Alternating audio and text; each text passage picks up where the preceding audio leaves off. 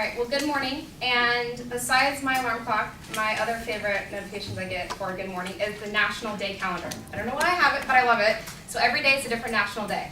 For example, today is National Juice Slush Day, National Nylon Stocking Day, National Chocolate Chip Day, and it also happens to be National Peace Officer Day. This week is also National Law Enforcement Week. There is a National Law Enforcement Day, but today specifically is a Law Enforcement Week. And I think it's really important that we take time to appreciate our first responders and show them our respect. And because they put their lives out for their citizens, they are humans just like us. They are our first responders, and they are not all bad people. So therefore, I believe that law enforcement should be appreciated and respected. So the first reason being that they put their lives out on the line for the citizen is that that's technically what their job is. And they essentially, when something bad happens, let's say if there's like a shooter, if there's some kind of bad chaos going on, everyone runs away from the situation. But they're the first ones to run into the situation. Like if they're, God forbid this to happen, but if you're in a grocery store and there's a shooting, everyone's going to run out. No one's going to want to run back in to get the shooter.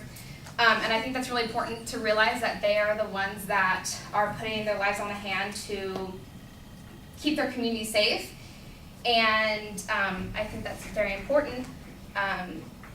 And also, I've heard, I've done past speeches about law enforcement here and a few other classes because my family's really worked for the law enforcement. But a few instances I have is I feel like when it comes to putting their life on the hands, a lot of people don't always realize that, because I feel like a lot of police are betrayed by like the media, which is another thing that they're not. They all are also humans, meaning that they have lives, and studies show that their kids probably go to the same school as you did, or they eat the same food and stuff, and a lot of them are, put on as to be like bad people in a way because they're enforcing the law, but they also did not create the law. They're just law enforcement, which is what their job is.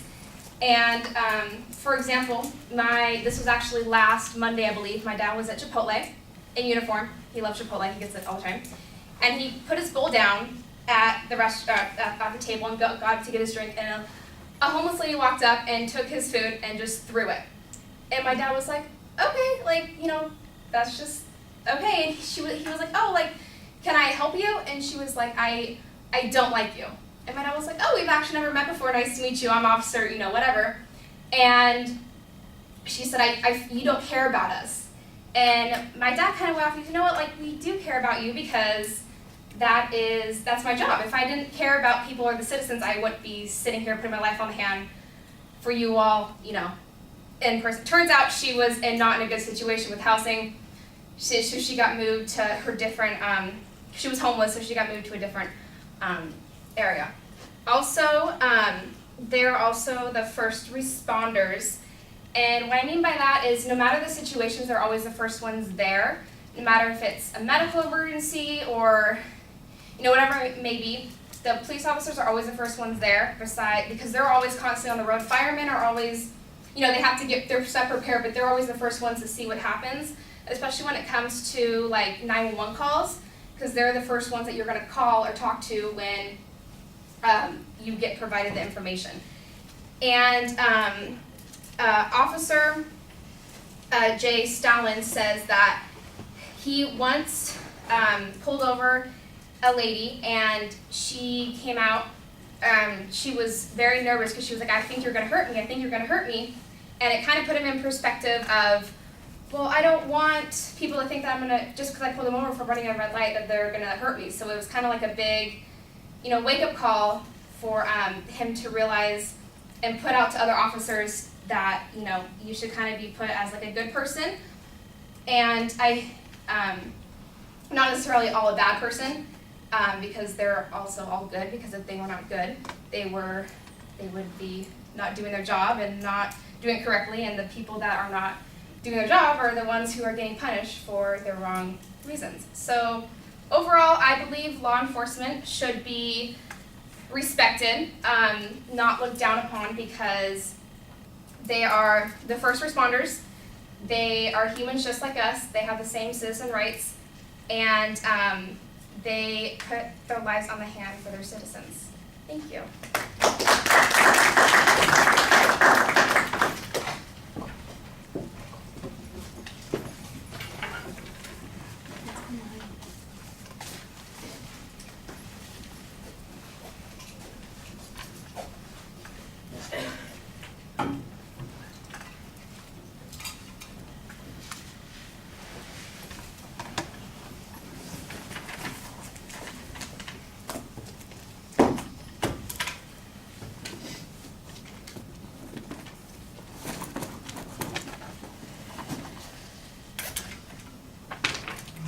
Diego, what did you think? Apparently Diego's not here. So I'll just tell you what I thought and we'll move on with our lives.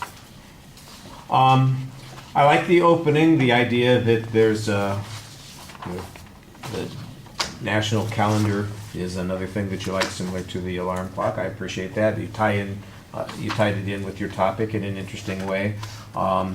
You've got a pretty clear statement of what your point of view is. It's a value argument that you're making here. What you need to do is tell us why this is an argument that needs to be made. And I think you need that information about how people are often disparaging of the police, they're fearful of the police, or they have antipathy toward the police because of a contact that they've had. You need that at the beginning of the presentation. That's why we have to listen to this argument.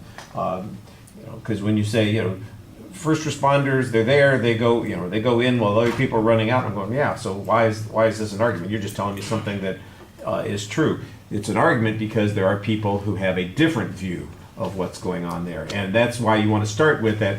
I think the example about what happened with your father at Chipotle would be a good illustration of that. The quote that you have from the one police officer who encountered the motorist who was so fearful in that particular situation. You make a vague reference at one point. It was barely part of a single sentence in the whole presentation about how police officers are portrayed in the media. That seems to me like that should be a big section at the start of the speech that talks about how people are often put into a fearful position because of the way the media portrays police officers and their contacts with the public, that there's this negative perception about cops as a result of shootings and that kind of thing, and that this is an exaggeration, it's a distorted view of what police officers do, and give us some context on those sorts of things.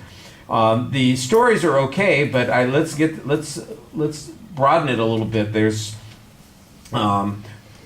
we could have some positive stories in addition to the negative stories to counteract the point in the second part of the speech.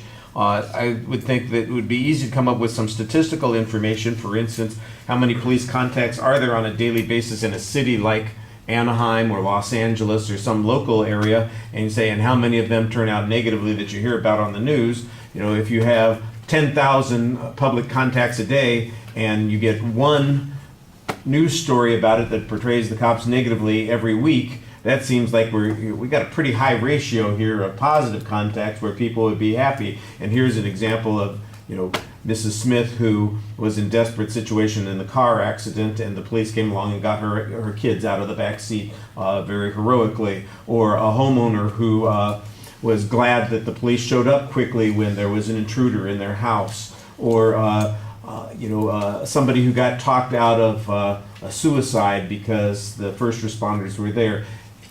And those are the things that happen on a daily basis that don't get reported on, that we need to be paying attention to.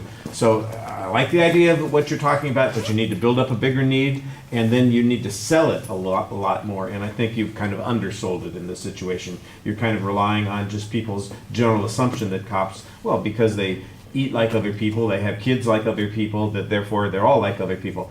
I think the vast majority of them are. It's the ones that are problematic that create the negative image for cops, and you want to remind people that they are problematic because they're a problem. They're not typical of what goes on, and here's a way to explain that and make that argument a little bit more thoroughly. All right, thank you.